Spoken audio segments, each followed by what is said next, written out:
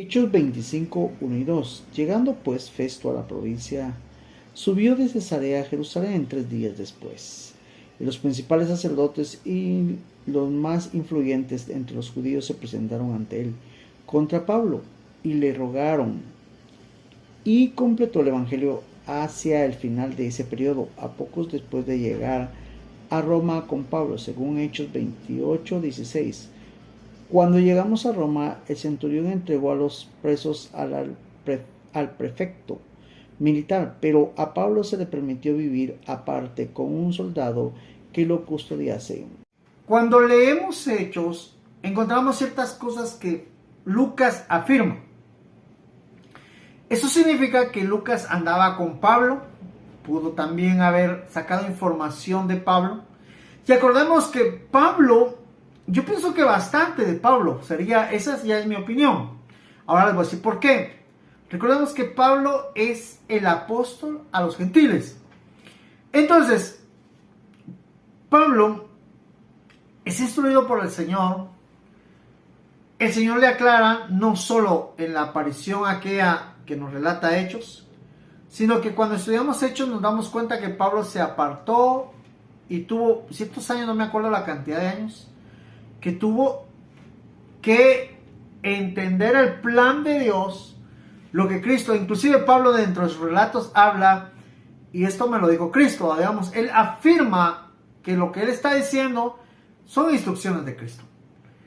Entonces, eso significa que Lucas, antes de crear este evangelio, y como era para gentiles, necesitaba poner cosas muy claras, y realmente me llama la atención porque era una persona que definitivamente estaba centrada en la verdad, digamos. Él no quería dar relatos que eran posibles o no posibles, no, él se aseguró al investigar, al andar con Pablo, al dedicarse con Pedro, a hablar, no solo con ellos, estaba asegurándose de lo que él iba a escribir no era algo que era posiblemente había pasado, no, es que había pasado. Entonces él necesitaba confirmar, porque miren, digamos, para ese entonces habían judíos que decían que Cristo no era el Hijo de Dios, como hoy en día lo hay.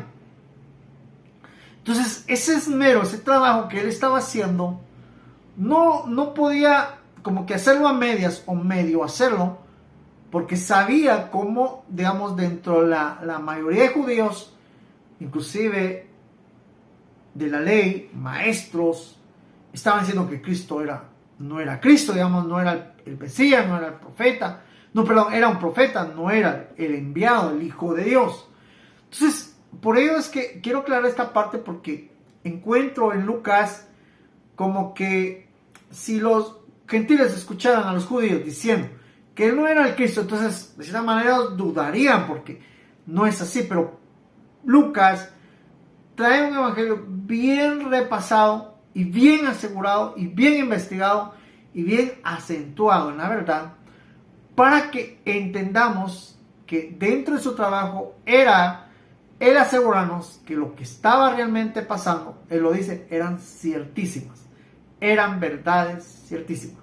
Así es como lo debemos entender y comprender, y este es el verdadero trabajo que nosotros podemos percibir a través del Espíritu Santo de Dios. Autor Lucas. Tema: el Salvador divino y humano. Autor Lucas. Tema: Jesús el Salvador divino y humano. Espiritual, porque el Espíritu Santo de Dios lo hizo así, porque le dio la revelación más grande y más grande que nosotros podemos ver, la manifestación más grande. Digamos, el Espíritu Santo jamás se manifestó en nadie más como se manifestó en él. Si a Moisés no le creyeron, viendo cómo Dios lo utilizó, y eso que Moisés no hizo lo que Cristo hizo, entonces vemos realmente que la incredulidad y la ceguera espiritual en Israel era una realidad en aquel entonces. Y también nos damos cuenta de que la profecía de Isaías se estaba cumpliendo, no lo conocieron, porque Dios ya sabía qué tipo de humanidad iba a existir cuando Él viniera. Hoy en día tenemos que entender que Él se revela a los que Él quiere revelar, y nosotros entendemos no porque nosotros queramos entender o porque queremos hacer creer una mentira. Por ejemplo, en mi caso, si alguien me dijera, mire, esto que se está predicando es una mentira, ¿por qué está haciendo esto? ¿Por qué? Créanme, no. Realmente bendigo a Dios por la oportunidad que me ha dado. Yo vi a los evangélicos en el pasado mal, los miraba mal, los juzgaba mal, decía, no, eso es mentira, no tienen nada que hacer. Fui una persona así, no los atacaba abiertamente, pero justamente no los miraba de buena manera. Yo quería hacer cualquier otra cosa menos evangélico. Si no me aparece Cristo, digamos, en mi caso, si no me aparece, entiendo a Pablo, porque Pablo empieza a hablar de Cristo, ¿va? Casi similar me pareció a mí. Me convenció, me dijo cosas que nadie jamás me las había dicho. Hoy en día están sucediendo. Esto que estoy viviendo y haciendo es el resultado de lo que él me dijo años muy atrás. Y realmente entiendo que él era el Hijo de Dios, es el Hijo de Dios, pero era tan divino por la manifestación del Espíritu Santo y era tan humano. Al punto que quiero aclarar algo, porque nosotros a veces decimos, es que Dios me dice en su palabra, deja la mentira, y no puedo dejar la mentira. A veces nosotros decimos, Dios me dice que yo deje el pecado, el vicio, y no lo puedo dejar, Él sabe que no puedo. ¿Saben? ¿Qué estamos diciendo? Es que Dios nos está pidiendo un imposible. Dios nos está pidiendo algo que no vamos a poder. Claro que vamos a poder. Podremos si nos humillamos, si oramos, le rogamos cuantas veces y hacemos todo lo posible con la ayuda de Dios a no hacer lo que nuestra carne quiere hacer. ¿Por qué les digo eso? Porque eso es lo que Dios me ha enseñado y me ha manifestado, que realmente nosotros necesitamos comprender para poder alcanzar su favor y su misericordia. Propósito: Lucas escribió su evangelio a los gentiles para proporcionar un relato completo y preciso acerca de las cosas que Jesús comenzó a hacer y enseñar hasta el día en que fue recibido en el cielo, según Hechos 1:2, hasta el día en que fue recibido arriba, después de haber dado mandamientos por el Espíritu Santo a los apóstoles que había escogido. Propósito. El primer punto que tenemos que entender en el propósito es que Lucas nos empieza a relatar o empieza a escribir o a narrar, podríamos decir, lógicamente en su escritura se nota de que él empieza a hablarnos sobre lo que Cristo empezó a hacer y las enseñanzas que él empezó a ejercer. A través de ello entendemos que él está, como quien dice, centrando de que Jesús era el Hijo de Dios, porque en su narración ya de Hechos capítulo 1 y verso 2 dice, hasta que fue recibido arriba, dando mandamientos por el Espíritu Santo a los apóstoles a quien él escogió. En otras palabras, Cristo no solo hizo, no solo enseñó, sino dejó instruido a sus apóstoles y les dejó establecidos mandamientos, los cuales ellos deberían de cumplir al pie de la letra para iniciar el evangelio. En otras palabras, él había escogido a personas que lógicamente para otros no eran capaces, pero para él sí eran capaces para poder divulgar este evangelio. Si nos damos cuenta, no escogió, digamos, dentro de ellos, no escogió a personas que eran parte de los maestros o personas que de cierta manera sí venían de Israel, pero no ejercían el papel como doctores de la ley, sino que él les ve capacidad, lógicamente que él también va a nutrirlos de capacidad y los capacita según lo que él quiere lograr. El punto es acá es que, digámoslo, veámoslo de como gentiles. Digamos, alguien me quiere evangelizar, alguien me quiere dar a mí a conocer algo. Lógicamente, miren, si Israel era muy curioso, y eso que ellos tenían un relato de de Abraham, de David, cómo es que Dios había prometido, digamos, dentro de ellos había cierto conocimiento que ellos lógicamente necesitaban seguir para encontrar que la promesa era cumplida. Dentro de nosotros debería de haber mayor curiosidad porque no tenemos ni el relato de Adán ni de David, no tenemos nada.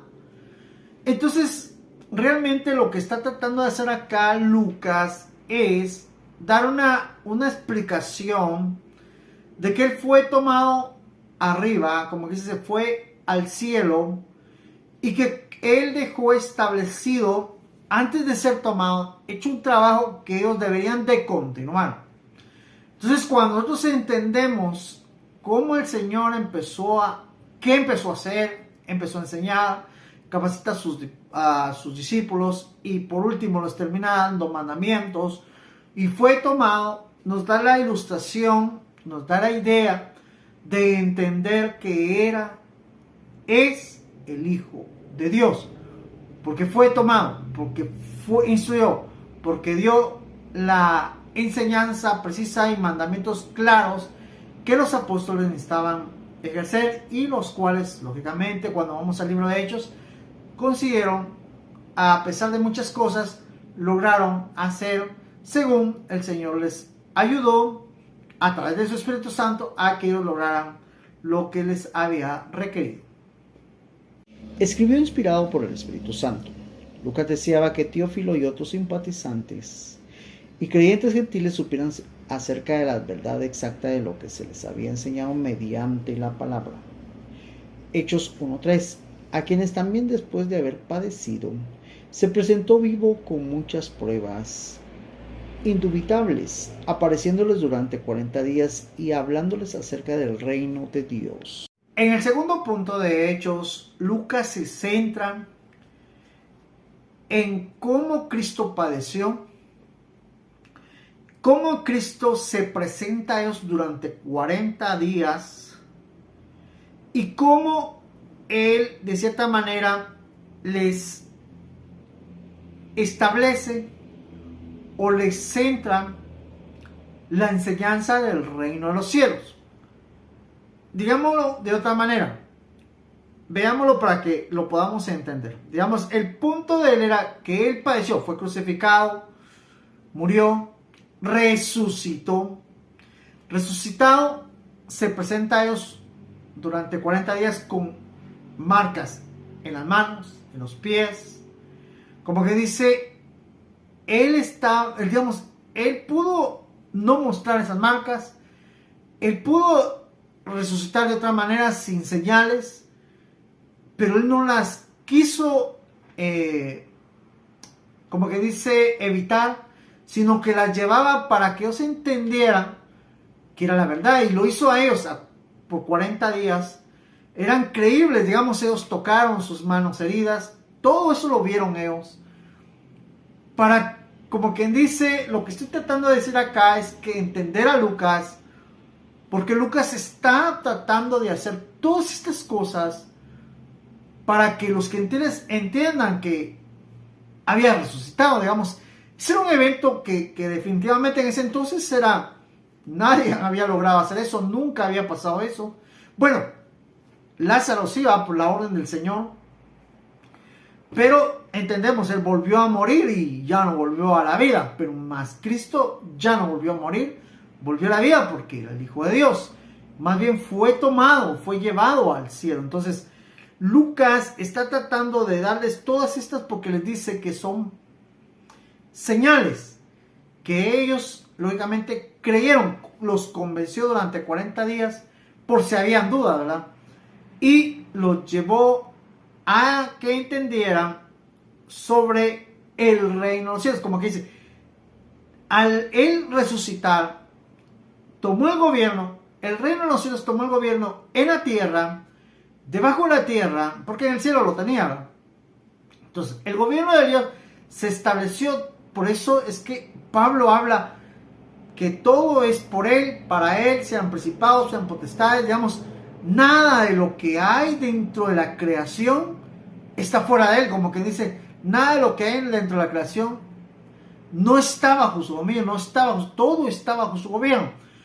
Entonces, lo que realmente está haciendo Lucas acá es decirle a ellos, acuérdense que Israel físicamente estaba bajo el dominio de Roma, militarmente sometido. Los gobernantes de Israel se aliaban y de cierta manera se llevaban con los de Roma, sometidos a ese gobierno. Y decirles que el reino de los cielos tenía el gobierno del cielo, la tierra y debajo de la tierra, es como que en nuestra humanidad diríamos, ¿cómo así? ¿Me entienden? Porque si Roma está dominando, ¿por qué no viene, desecha a Roma y reina él? ¿Me entienden? Lo que les está diciendo es que el Señor ha permitido que Roma gobierne, y eso es así, digamos, militarmente, pero Dios gobierna espiritualmente, como que dice, con el permiso de Dios, Roma está gobernando. Eso era algo que quería que entendieran. Por eso el reino de los cielos, digamos, lo que nos está enseñando acá es que espiritualmente el reino de los cielos gobierna sobre todos los reinos. Eso estaba diciendo. Pero que nosotros necesitamos entender que el gobierno del reino era el principal reino de todos los reinos que nosotros pudiésemos visualizar. Entonces, eso es el enfoque que realmente está dando en el propósito y dando a entender que el Señor lo estaba estableciendo, estaba estableciendo el reino de los cielos en Israel, para que sucesivamente a través del Evangelio y la predicación, el reino de los cielos pues se diera a entender, no es que no se estableciera, sino se diera a entender que ya estaba establecido en la tierra y debajo de la tierra, según entendemos acá. Una de las maneras, es en el tercer punto de proceso, de lograr entender el Evangelio que escribe Lucas y que es hacia los gentiles, es poder entender que Lucas se va hasta Adán. Entendemos, para los que hemos estudiado el libro de Génesis, entendemos que el primer hombre es Adán. Vamos, la mayoría entendemos que el resto de los hombres fueron creados después de la creación, pero Adán, según lo leemos en Génesis, fue creado en el sexto día, en el Edén, porque ahí fue creado el Edén y ahí fue creado Adán. Más o menos la idea, es el primer hombre con relación y comunión con Dios. Los otros no. Entonces, tenemos que comprender que lo que él está diciendo es llevarlos al principio del ser humano. Como que dice, digamos, nosotros somos gentiles, entendemos que la Biblia enseña de que Adán es el primer hombre y todo eso lo comprendemos, ok. Pero no somos israelitas, entonces eso significa que no somos parte de la promesa de Abraham ni de David, pero sí somos descendientes de Adán. Entonces él les dice, miren, los llevo a Adán porque desde ahí, veamos, desde que Adán perdió la comunicación, y los damos en la carta de Pablo, no me acuerdo la cita, por eso les digo que les olvido, cuando Pablo dice que Adán fue el hombre que pecó, que falló, pero vino el segundo Adán, que es Cristo, o el Salvador, que nos vino a conectar, digamos. Adán perdió la comunicación entre Dios y el hombre. Fue echado del paraíso, fue echado de la presencia de Dios, mas Cristo viene y recobra lo que Adán perdió. Lo que Satanás quiso hacer con Cristo era que Cristo no recuperara esa comunicación, esa relación.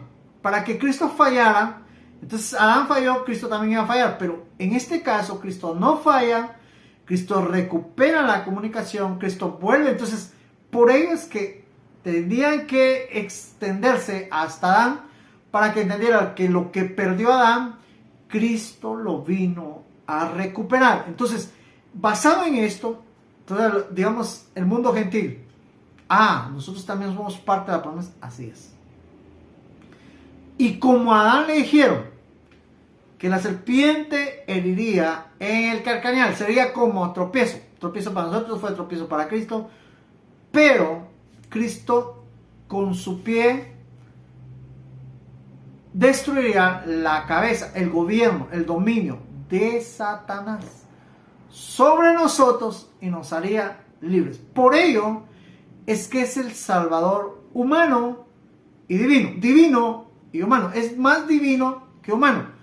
Pero en sí, como que en otra parte diríamos, un 50% divino y un 50% humano. Porque divino, porque era el Hijo de Dios. Divino porque tenía el Espíritu Santo. Divino porque él se llama con autoridad no humana, celestial. Humano porque era el Cordero de Dios. Humano porque sintió las debilidades nuestras. Humano porque pudo decir no, pero más dijo sí. Humano porque llegó a sentirse desamparado del Padre, digamos, se sintió hombre totalmente fuera del plan de Dios, fuera de la presencia de Dios. Y humano porque realmente padeció como el Cordero de Dios para ser el hombre santo que podía morir por los hombres culpables que somos nosotros, o éramos nosotros.